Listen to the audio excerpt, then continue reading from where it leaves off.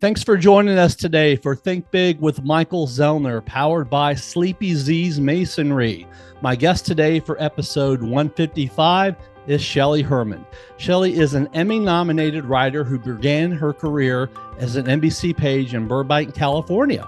She has written over 1,000 hours of television shows, and she's also starred in a few series herself and has guest starred in many shows throughout her career.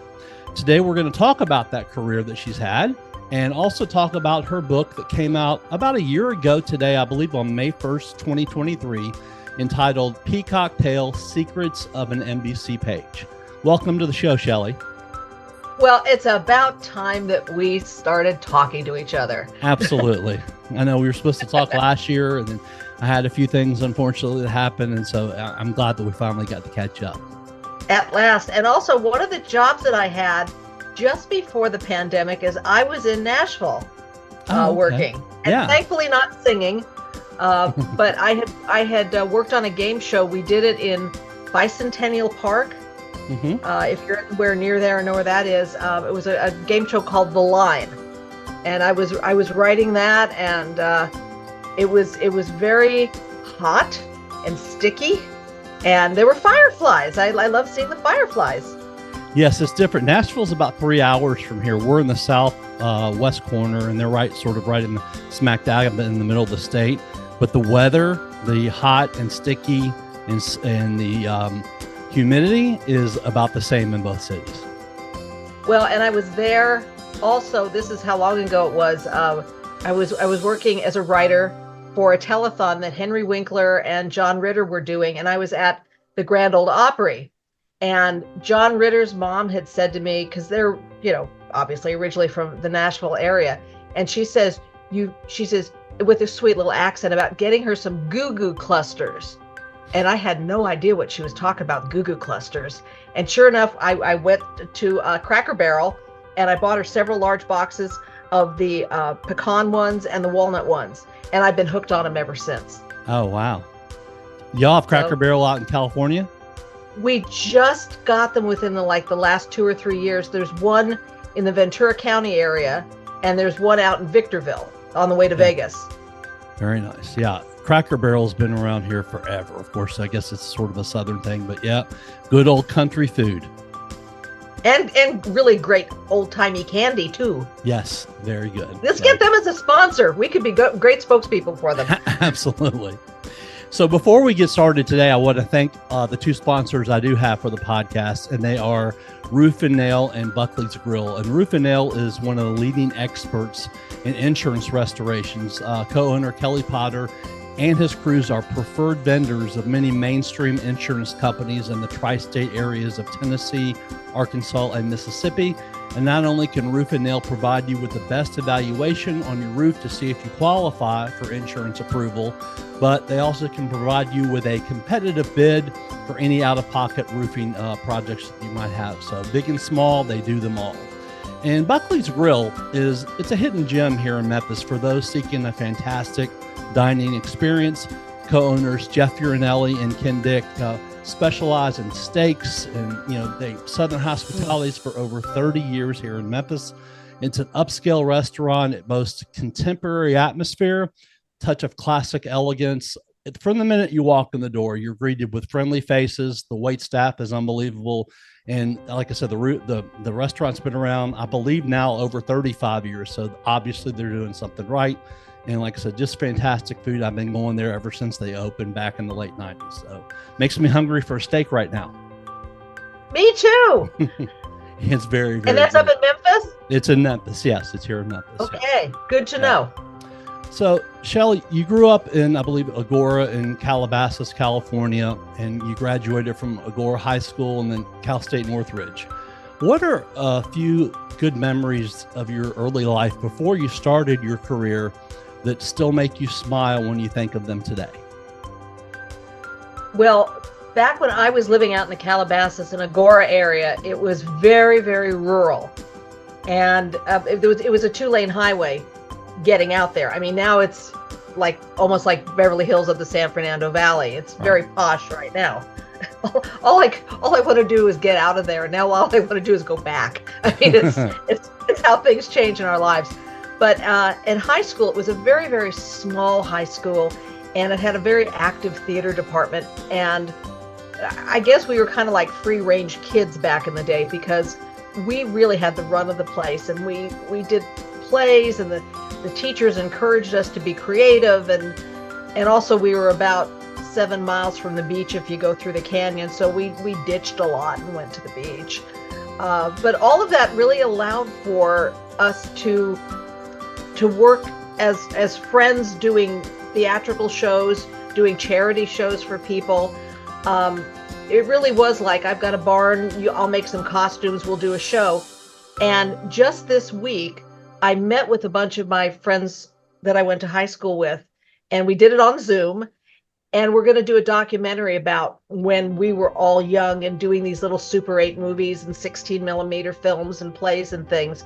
So that's my next project. You're the first person to know about this, is That's cool. a documentary about what it was like back then, and how blessed we are to still all be friends and all still be healthy and silly.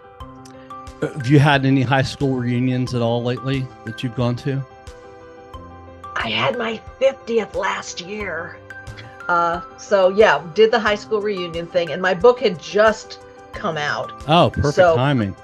So my friends were very, very supportive of that. And it was also happened to be the 90th anniversary of the NBC Page program. So a lot of things were happening. And it's funny, you mentioned that the book came out a year ago. That was the good news. The bad news is May 12th, I got into a really bad car accident.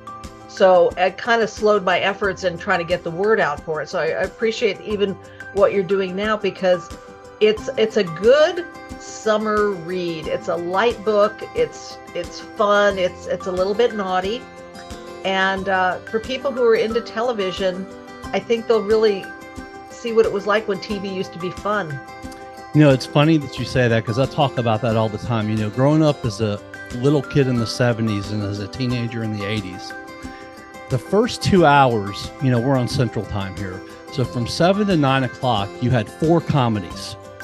And then at 9 to 10, you maybe had a drama like Dallas or Dynasty or something like that. Nothing where they showed anything gory. If someone got shot or something, you didn't see blood. Obviously, there was no DNA back then. But it was a much happier time in television, you know, because it was all funny, laugh.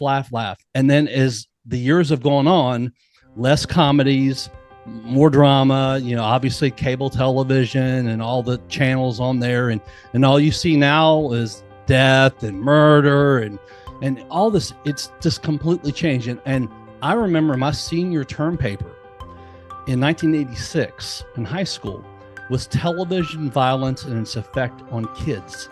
And that's 38 years ago. Wow, in 86. In 86. So wow. Imagine, I mean, obviously then it was bad, but now it's like, I can't even imagine, you know, how bad. Well, you know, I remember when I was growing up, the big complaint about violence on television was Mannix. And he had a hard time explaining to people the difference between action and violence. And now if you're watching one of the cable channels like MeTV or something, and you watch Mannix, it seems so blah. I know, it's completely, I watch it. It's on like at 1 o'clock in the morning here on MeTV. Yeah. Yeah. Mannix, so and then Barnaby Jones and Cannon. Yep. Yeah. All of those shows, they all seem like they were, I'll tell you another one that's not for violence, but Laugh-In, when that was first on, and it was with the rat-a-tat-tat-tat-tat kind of comedy, and you try to watch it now and you're going, this isn't that edgy. This isn't right. That. And so people's way of absorbing this information has changed over the years. And I don't want to say that we're getting anesthetized to the violence and stuff, but I've never watched a whole episode of Law and Order just because it just isn't my thing to see that kind of violence or anything. And I've turned down working on roles for things where I would have to be like a dead body or getting killed or something, because I just don't like to perpetuate that. Just right. Me personally. That makes a lot of sense. But yeah, just you thinking about that, we were talking off the air about, you know, WKRP and everything. but television has just changed so much. It was much like I'll watch reruns from when I'm laying in bed. I'm a late night person and an early riser. And one of the funny shows I love to watch is Sanford and Son. And I'll watch Sanford and Son. It's on from like midnight to 2 o'clock in the morning on one of the channels here. And I'll lay in bed and I'll just watch it. And it's just so funny. And, those kind of shows just make me laugh still even today. Well, I was at NBC for a lot of the Sanford and Son episodes. And I know toward the end of the season, of the cycle, I think you'll notice where, now that I'm saying it, is Red Fox would enter the room, he'd sit in a chair, and he'd just start, calling everybody dummy. Right. Well, he was just reading off of cue cards. He was like, he didn't want to memorize things. In fact, there was a bit of an incident. It was before I got there, but we used to talk about it on the tour, where Johnny Carson got a big picture window put in his office that overlooked 3000 West Alameda Avenue, where NBC was located. And Red Fox got wind of that and thought, well, if Johnny gets a window, I want a window in my office too, which happened to overlook one of the areas where we would give the tours. It wasn't, frankly, it would have been better not to have a window. It would have been nice to have the quiet. Sure. So, Red Fox got sick for a couple of days before they acquiesced and put a window in his office. So he was always somebody they treated like a Fabergé egg. They were always very careful not to upset Red, because he was making money for them and people loved him, of course. And then there's a chapter in my book, My Peacock Tale, Secrets of an NBC Page, where I have a good Red Fox story for that. There was an elderly woman who would come to the taping of Hollywood Squares and Sanford and Son, and she was kind of considered like everybody's good luck charm. Her name was Sadie O'Sullivan. And she used to take several buses to get to the studios. And one day she saw a bunch of commotion going on at the Tonight Show studio, because the Tonight Show studio was next to where they taped Sanford and Son. And she said, what's going on? And I said, oh, well, Frank Sinatra's next door doing the Tonight Show. And she said, well, Frank Sinatra bailed me out of jail once. And I said, oh, really, Sadie? Do tell. So even though her name's Sadie O'Sullivan, she had married an O'Sullivan, but she had a Jewish surname. And she had the baby with O'Sullivan. He was not a good husband. They divorced, but she kept the name. So Sadie begins to tell the story about how there was a luncheon for the American Nazi Party at a hotel that was across the street from her apartment. And she was so upset about that she went over there and she hit one of the Nazis with her purse. And she was arrested, put in jail. And as she was being processed, one of the police officers had said, okay, Sadie, you made bail, you can get out. And she goes, well, nobody knows I'm here. And she got a telegram that said, way to go, Sadie, love, Francis Albert. It's Frank Sinatra. Oh, wow. So she said, I never had a chance to thank him for bailing me out of jail. So I was like, I can't let this pass. Right. So just before they're ready to tape Sanford and Son, I knock on Red Fox's dressing room door, and he wasn't expecting to see me, a little page, bothering him just before going on. So I told him the story about Frank Sinatra and Sadie. He held up taping of Sanford and Son, and he went outside. He got Sadie out of the line, brought her backstage to the Tonight Show. But before doing that, I had said to Red, I said, do you know Frank Sinatra? And he went, yeah. I said, do you like him? Yeah. He like you? Yeah. So I knew it would be okay to do this. Right. So Frank introduced Sadie to Frank Sinatra, and they shook hands, and she was able to, give him a little kiss, went back, and then he went on to tape the rest of the evening for Sanford and Son. So I just thought that was just that is so cool of him to do that for her. Yeah. And he died way too young. I was watching Harlem Nights the other night, and it's amazing that Red Fox in Sanford and Son played someone in his mid 60s, and he was only about 50. He was only like 50 years old when that show started. Yeah. Hard living though. Yeah. Just really hard living. I didn't know if that gray hair was real or if they lightened, if he had darker hair and they lightened it. No. And also because he would tape on a Friday night, and they would take him by golf cart out to the helipad at the back of NBC. He'd get on a helicopter and he would go to the Burbank airport, which is maybe 5-7 miles from NBC, take a private plane, and then he would fly to Vegas that night, and he would do a show because he would work like Friday, Saturday nights in Vegas. So, he was working till like maybe 2-3 in the morning on Friday nights. So he had a lot of energy. Must have. Lot of energy. Well, that's, that I think the show went for 6 seasons, and I wish it had gone more, but it was a very, very funny show back in the day. So I'm glad I still get to enjoy it and watching the reruns. Well, and the lady that was on Esther. Yeah. One of my page friends, one of the duties of an NBC page is you're basically an ambassador from NBC, and you interact with the talent quite a bit. And my friend Jeff was given an assignment to go pick LaWanda Page up in a limousine to take her to a press event. And she did not live in a particularly good neighborhood. And they got there, and he knocked on the door, and she opened up the door, and she said, "Do me." And he went, "What?" And she was wearing a dress, and he needed to zip up the zipper in the back.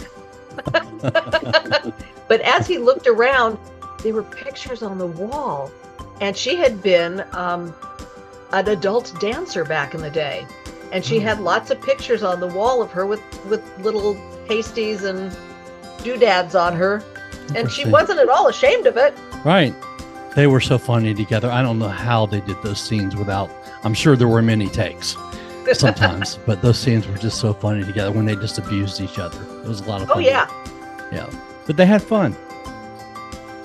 They did. Yeah. And then it was always one of the things, too, that when they weren't taping Sanford and Son, they would have the sets out in the hallway so that when the people were taking tours of NBC, they could see them.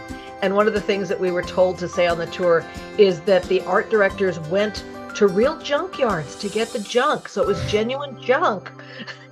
Right. Yeah. Okay. Authentic. Yeah. That's funny. So, you're 17 years old and you appear as a contestant on the hit show, The Original Dating Game with, I believe, Jim Lange? Jim Lang. Jim Lang, excuse me. Who you said, quote, "To me is one of the most underrated game show hosts of all time," unquote. And you did both the daytime and primetime syndicated version of the show. You won 2 different trips. The first was to San Diego, and the second one was to the Bahamas. And so you told the story about the guy coming around the corner, and you hugged him and you whispered in his ear, quote, "Where are the Bahamas?"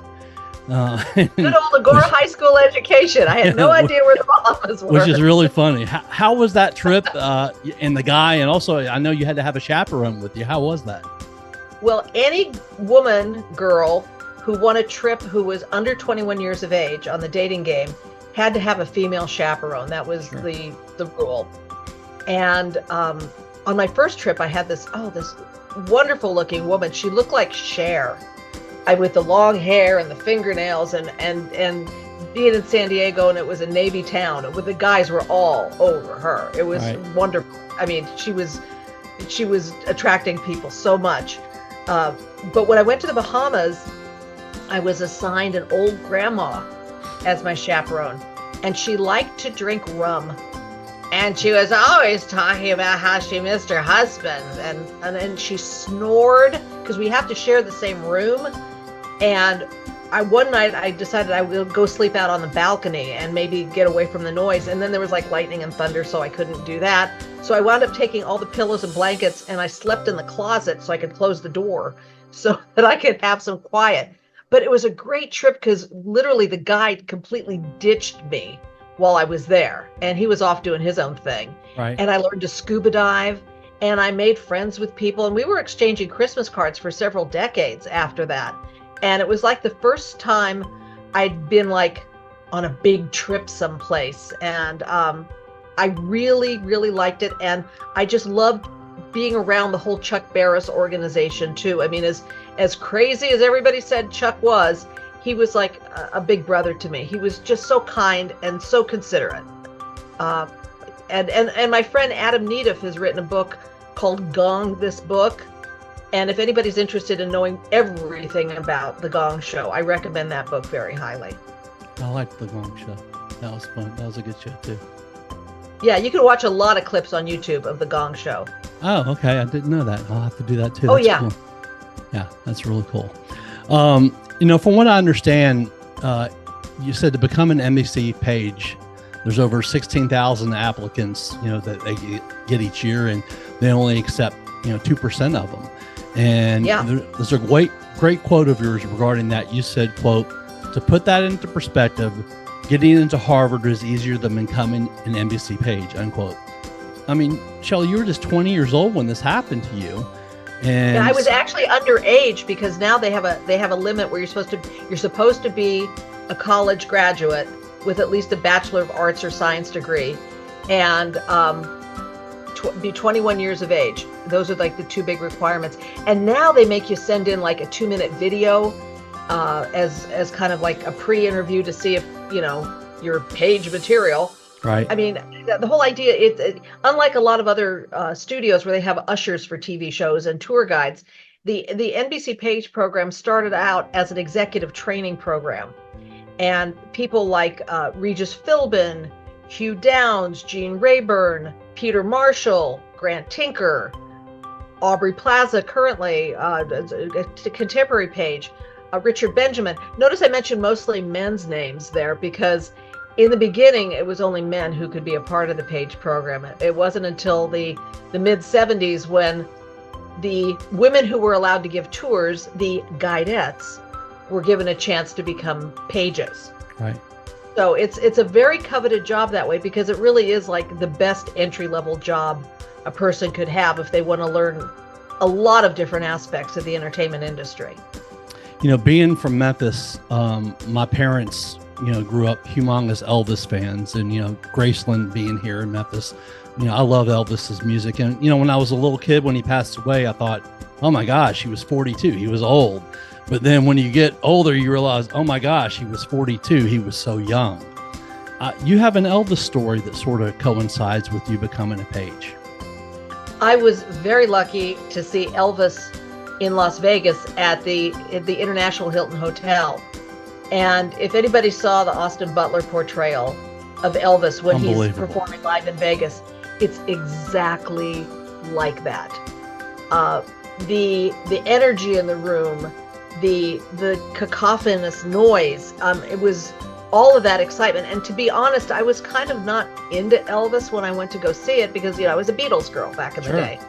But one of the girls I worked with at Sears department store, her dad scored 5 tickets for us Sears girls to go to Vegas. It's like a 5-hour drive from Los Angeles.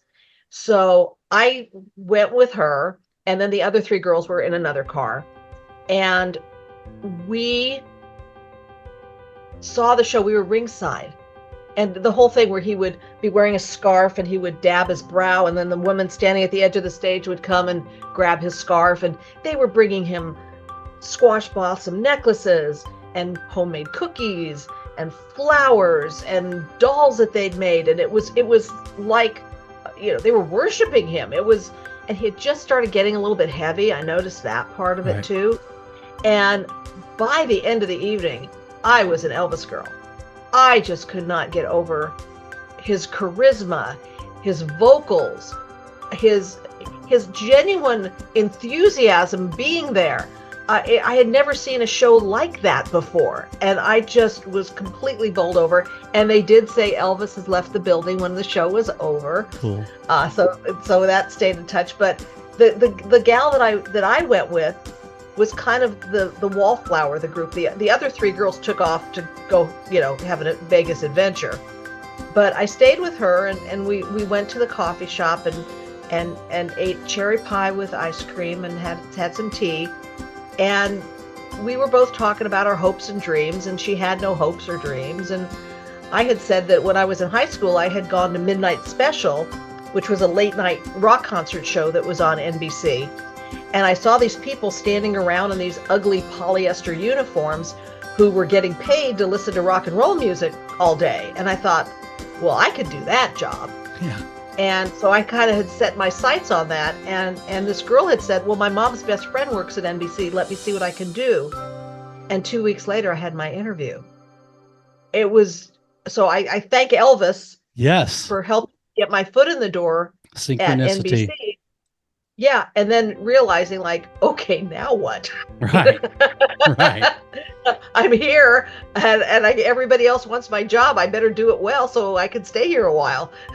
I talk about a lot the power of a moment, and that's when you think about that. You go there, and you're the one girl that sticks with you, and you're going and eating cherry pie, and you start talking about hopes and dreams, and that comes up.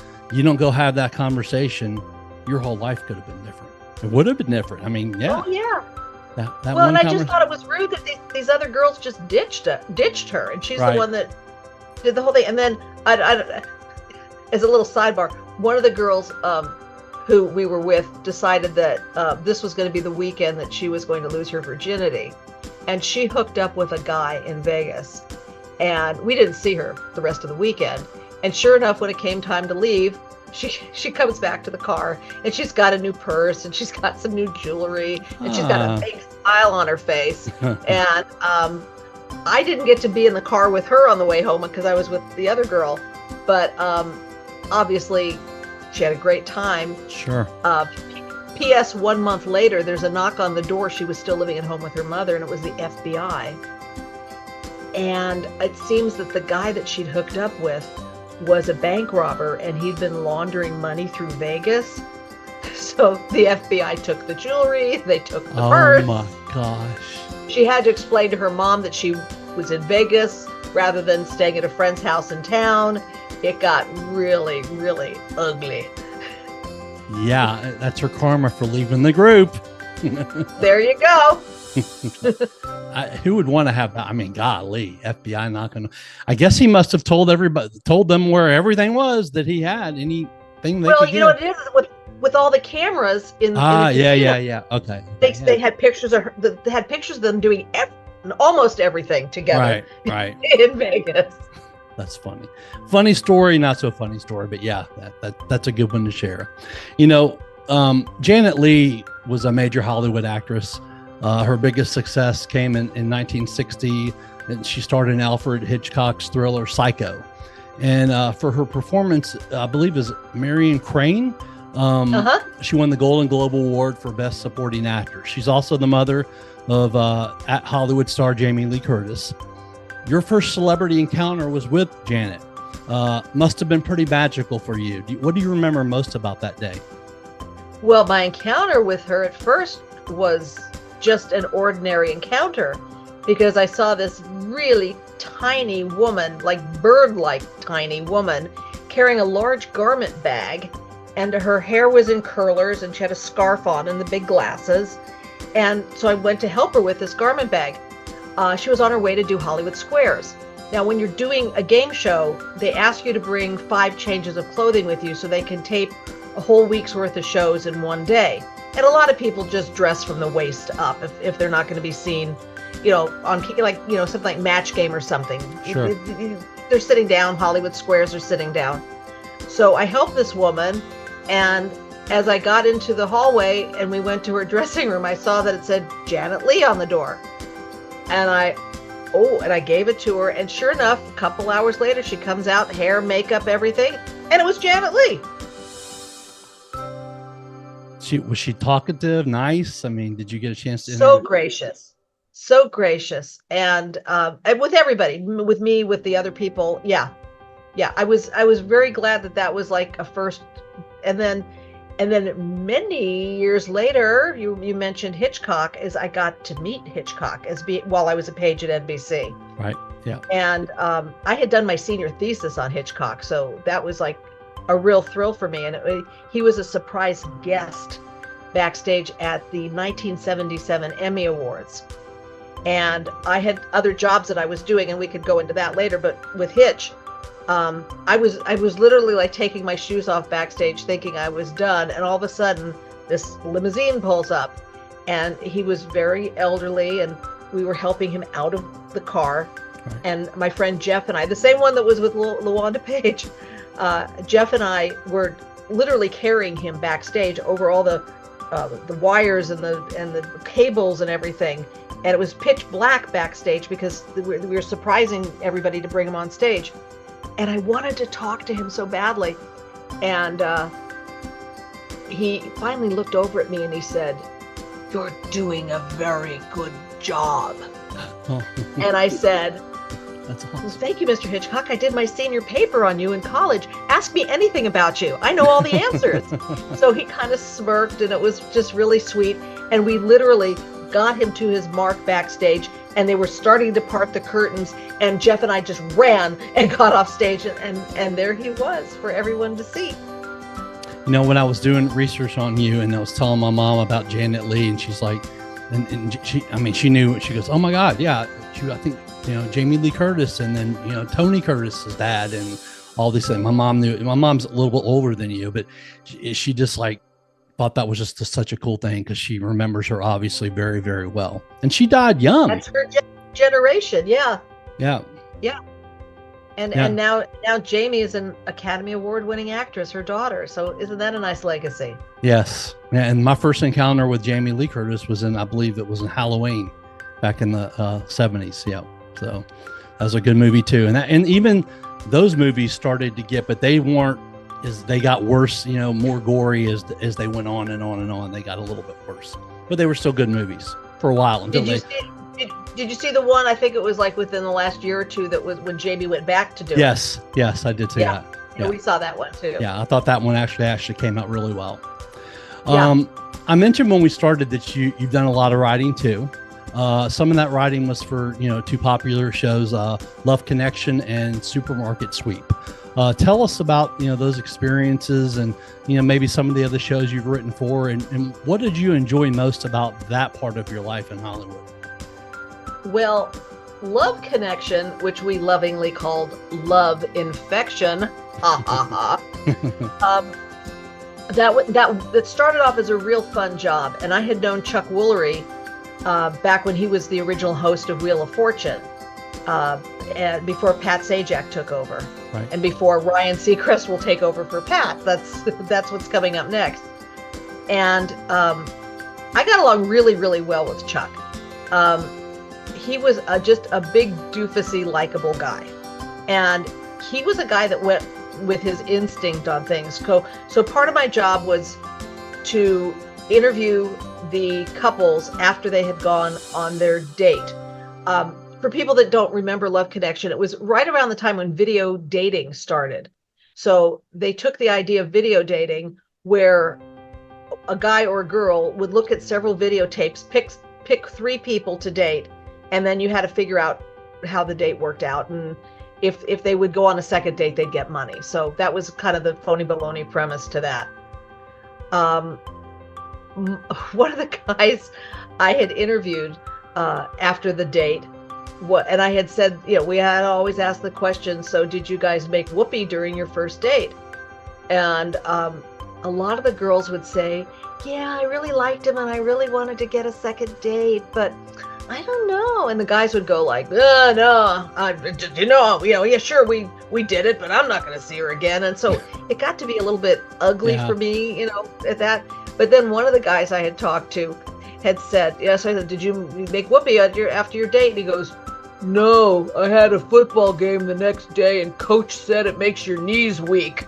So it was a great line. So I did that job for a very short period of time. The owner of the show and I did not get along, and coincidentally, I was let go on Valentine's Day. And later came to find out I really wasn't brought in to work a full season, because after the Christmas holiday, they got backlogged and they needed extra people just to catch up. And then once they caught up, they didn't need me anymore. So that was heartbreaking. It's the only job of which I've been fired from. And I'm not bitter. Right. No, I'm not bitter. And from going from the worst to one of the best experiences, of course, was Supermarket Sweep, which, and people go like, oh, you write game shows? And yeah, there's a whole front part of Supermarket Sweep where the contestants have to answer food-related questions. And in doing so, they build up a certain amount of time so that they can run around in the supermarket later in the show and try to win. I think in this case, it was like $5,000 back in the day. I like working on shows where there's not a lot of money at stake, so that if they lose, they're not too shattered. Sure. And with Supermarket Sweep, all anybody wanted to do was run around the supermarket with a shopping cart. I think everybody has that hunting and gathering urge. So we wrote those questions, but I'll just inside secrets on Supermarket Sweep. When Al Howard first created the show back in 1968, they were in a real supermarket doing the show. And what they discovered was when people would try to go for any of the meat or poultry or ham or anything like that, because those were expensive items to put in your cart. So the idea is get a lot of expensive items. Whoever has the most expensive shopping cart at the end of the show gets to run around the supermarket for more prizes and money. So when they did it in a real supermarket, the juices from the steaks and the poultry and stuff would bleed all over the people's clothes, or it would like get on the floor when they were running and people would be slipping and stuff. So Al went down to Mexico and had molds made that were of turkeys and hams and thighs and breasts and all different parts of the chicken, and he had different cuts of steak made, so that when you're watching those old reruns, those are actually not real items, that you could purchase at the store. Yeah. But the rest of the supermarket, everything else was real food. We had to switch out the pastries and the breads and things like that, because one time we're shooting the show and one of the cameramen, puts the camera on it, and we saw a little cockroach crawling up in it. And it was like, no, got to clean that out. And then at the end of the show, they just, who grab whatever you want and take it home. But honestly, it was like it had been under hot studio lights and 65 shows, and none of it was appealing at the end of the show. It was, and that's the other thing you learn too. To digress for a moment, they have a thing on TV shows that's called the craft service table, and the craft service table is where you can get a cup of coffee, and if you want to get some snacks or something, that's where you go. You never eat prop food. And the example I have in the book is Suzanne Summers, Chrissy on Three's Company. Mm-hmm. Before she became famous, she used to go on The Tonight Show, and she'd wear like low-cut blouses, and she wrote poetry, and she was a great guest for Johnny to, make goo-goo eyes at. It was a fun bit. So one of the things she did is to relax, put cucumber slices on your eye, and then she had brought a big vat of Jell-O, and Johnny put his feet in it and wiggled his toes around, and that was the bit. It was great television. So the bit's over, the Jell-O goes backstage, the cucumbers go backstage, and by the end of the show, people had eaten it. Oh my gosh. Yeah, so you don't eat prop food. You just eat the stuff on the craft service table. Yes. Yeah. I'm glad I don't, I can't imagine eating Jell-O that knowing somebody's feet's been in the Jell-O. I wouldn't be the person that would own up to it either. No, I would never do that at all. Thing too. No, not at all. I have a lifelong friend of mine who is an actor. He's worked in guest star on several TV shows, Blue Bloods, NCIS New Orleans, The Blacklist. He's about to do an episode of the CBS hit series FBI. Guest starred in a lot of movies over the years. He lives right now. Him and his fiance live in Palm Springs. He's from Memphis, and great place. Yeah, Denzel Washington. He's acted with, Chris Pratt, Kevin Costner, many more. And I asked him, about how is it like being around all these people. And he's in his early 50s. He's been doing this since his late 20s. He's done a lot of stuff. Never gotten anything major, but done a lot of little guest roles. And he always has told me, you have to act like you've been there before when you're around those people. You can't be like, oh, I'm this fan as being an actor, because they probably get that everywhere. And if you go, oh my God, Mr. Costner, blah, blah, blah, blah, I love doing this, they don't want to hear that when they're on the set, because they're in a role and everything. So I tell you that to ask you, you were so young when you started and you had all these major superstars you were around. How did you handle that? Because it sounds to me like, from what you described and what I read in the book, that you didn't like, you weren't this super duper fan, at the same time you were a fan, but you didn't go overboard ever.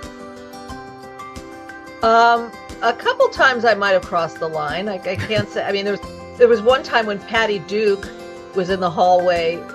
She was married to John Aston at the time, and was on my way to the Page Lounge to change into my uniform, and she walked in, and we were both wearing the same blouse, and she looked at me. She said, "You look like me," and I said, "Identical cousins."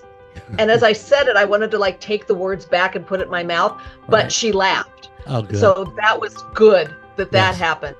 And I will not use the bad word when I do this, but there was a guy, David Huddleston, who had character actor, and he was in the movie Blazing Saddles. And I was introduced to him, and rather than just saying, "Nice to meet you" or something, I said the first line that he had in the movie Blazing Saddles, which was, "Never mind that, S, here comes Mongo." And he laughed that I knew the line from Blazing Saddles. Right. So those kind of encounters worked out. But I think because we're in such a professional atmosphere, the talent knows we're on the lookout to make sure that they're protected. And in turn, they trust us. So immediately they get a good relationship. My friend Lisa was operating the phones one day on a special that Ringo Starr was doing.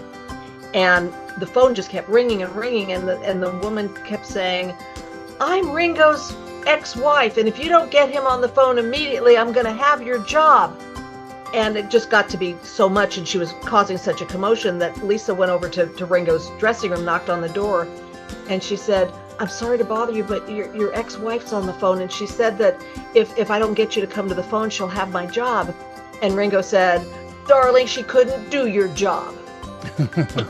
So Lisa went back and said, "He said you couldn't do my job." Click. That's great. So that my friend Jim was working on a special that Johnny Cash had been on, and I don't know if I would have handled it as well as Jim handled this, but he did a magnificent job.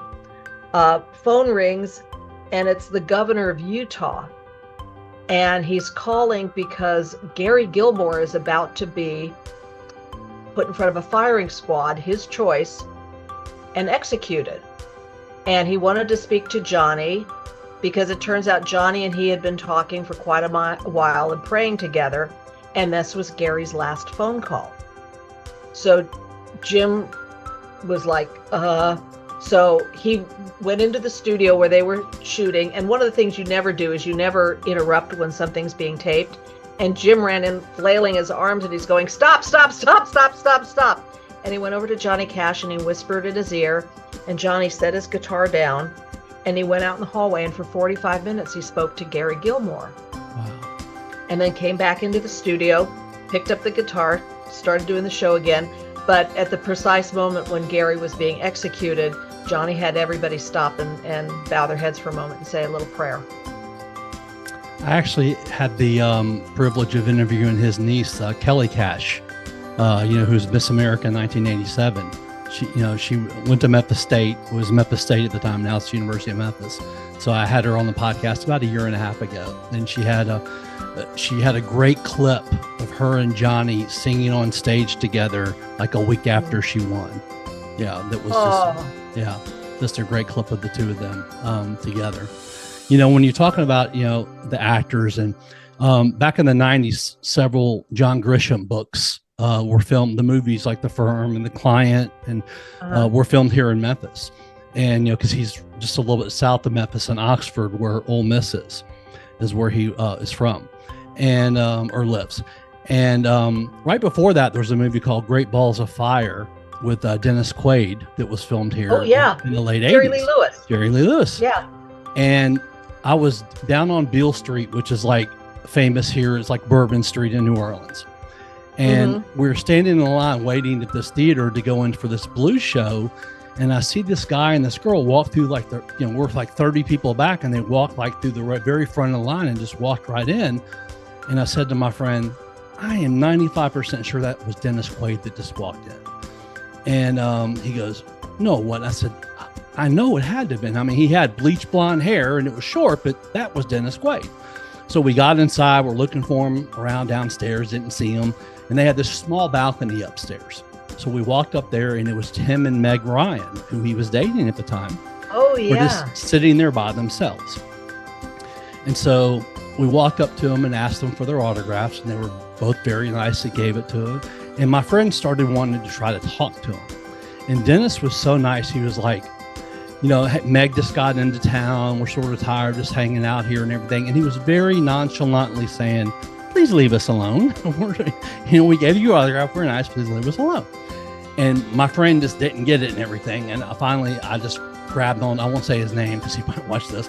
I grabbed onto him and said, we're going. Thank you very much. I appreciate it. And I'll never forget, as we're walking away, Dennis Quaid winking at me like, thank you. But yeah, it was very nice. But, you know, I'm sure that, you know, people like that, and you obviously had to manage and handle a lot of people, and probably, I'm sure, keep some fans away too. Well, I'll tell you a story that the flip side of that, many years later, 5 of us girl pages, we were at a restaurant, and there was a private dining room, and Dinah saw James Darren go into the private dining room, and she, oh my God, Moondoggy. Oh, Right. So I was really kind of tickled that she was that starstruck, because, I mean, we'd seen everybody from princes to kings, you know, when we were at NBC. So I went to the manager and I said, hey, you know, it's my friend's birthday. Is there any way James Darren would come out and wish her happy birthday? You know, I figured I'd surprise her and do that. So the manager goes in there, and it turns out there were a lot of male celebrities in the room. I know Pete Rose was in there, was one of the guys I remember. And they asked, so the manager got James Darren to come out, and I hear Mike Connors, Mannix. I hear Mike Connors yell from the back, "What am I, chopped liver?" So I think sometimes celebrities might like to be asked, right, you know, their autograph or to be recognized. So you never know. But, you know, I think you can tell if somebody is accessible or somebody isn't, whether they're a celebrity or not. I think you can read somebody's body language that way.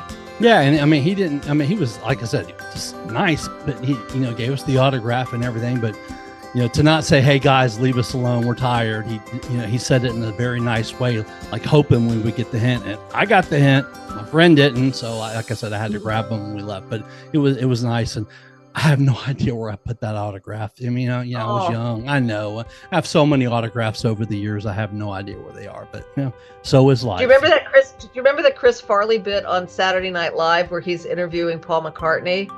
I don't. And for you and your listeners, look it up on YouTube. It's Chris Farley sweating heavily. He's a large young man at the time, and he's interviewing Paul McCartney, and he's like, do you know you're Paul McCartney? Awesome. You know, it's like, and Paul is just sitting there being very polite about the whole thing. It's a very cute sketch. I think Chris represents all of us when we see somebody like that, and we want to say, thank you for being who you are. I appreciate your work. And you want to say it in a way where you don't look like a total doofus. Right. So yeah, but that's a good little clip to look up.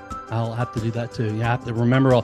Thankfully, I have the memory of a herd of elephants. So everything that you've talked about that I need to look up, as soon as we get finished, I'll write them down. So, you know, I'll have to go look all those up. I'll give you homework. I will. Okay, good. I like that. We're definitely going to, you know, get to your book, you know, My Peacock Tale, Secrets of an NBC Page, and talk more about it. But before I do, I want to read a testimonial about you and your book from Susan Stafford, who was the original hostess on Wheel of Fortune with Chuck Woolery, I believe when it started in 1975. And she's also the first woman to be nominated as a host for an Emmy Award. So I thought that was pretty cool, for having the microphone in her hand. So this is what she said. She said, quote, "I remember seeing Shelley in her little page uniform while we were taping Wheel of Fortune. When you're starting a brand new show, you find yourself looking for faces that reflect kindness. I had 2 in the audience, my mother and Shelley Herman with her infectious smile. Our friendship has continued through many of life's challenges. Reading My Peacock Tale brought back fond memories of my time at NBC Burbank, and Shelley's spicy stories had me laughing and empathizing with her and what many women had to endure while building their careers. Just one question. Who's Jake?" So I'll ask you, we can't talk about Jake? I'm not gonna say who he is. Okay. No. All right. So we won't worry about Jake. But tell me about your friendship that you guys obviously have had for many years and the effect that, you guys have had on each other's lives. Susan has this uncanny ability to this day that if I'm going through something stressful, out of the blue, she'll just call me. Hi, I'm thinking of you. And we might go 6 months without talking, and all of a sudden she'll just pop into my life. It's interesting how you thank you for recognizing the thing about her being nominated for an Emmy, because a lot of the women back in the day were relegated to being prize models on shows. Yeah. And Susan had her own personality going. She had some interactions with Chuck, but she was somebody who really rooted for the contestants on the show. And we liked her for doing that. And she would always go out in the audience during the commercial breaks and take questions and things from people. She was always very engaging. But at a certain point, she really wanted out of showbiz. And she went to Baylor. There was Ruth Carter was doing working with doctors there for cancer research. And Susan was really drawn to the idea of helping people there. She later worked with Mother Teresa in India. She had quite a following of people that she would minister to. She eventually got her PhD, and she's now Dr. Susan Stafford. And she works a lot with different Christian ministries. She's very involved with Israel. And she lives in Las Vegas, and I don't see her nearly enough. Right. But she's a very kind and generous woman. She has introduced me to many of her friends who are, like the A-list people in Hollywood. And Susan's one of those people, too, that if I say, Susan, I need to get in touch with so-and-so, she'll go, oh, I've got their number. She knows everybody. Everybody knows her. Very cool. Sounds like you guys, the friendship, how many years now is that? 30, 40 years? At least? Yeah, when we were in elementary school together. Yeah, that's a ticket. Yeah, right, when you're elementary school together. How do you think the role of an NBC Page has evolved since your time in NBC Burbank, and what do you believe are the key differences in the industry today compared to back in the 70s? Well, sadly, the NBC Page program that I was a part of in Burbank is no more. They still do have an NBC Page program. It's up at Universal Studios, and it's very limited. They might have maybe a dozen people a year that they hire, and they don't do the tours because Universal has its own tour operation.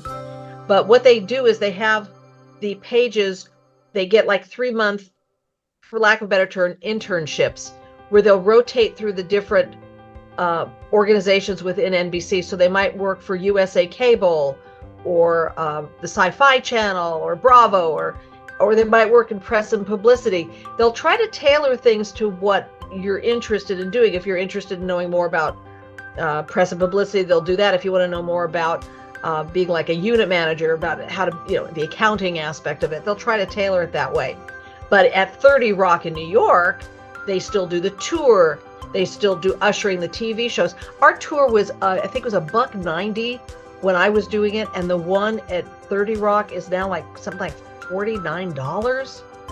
And that doesn't include seeing a TV show, because legally you're not allowed to charge money to see a TV show.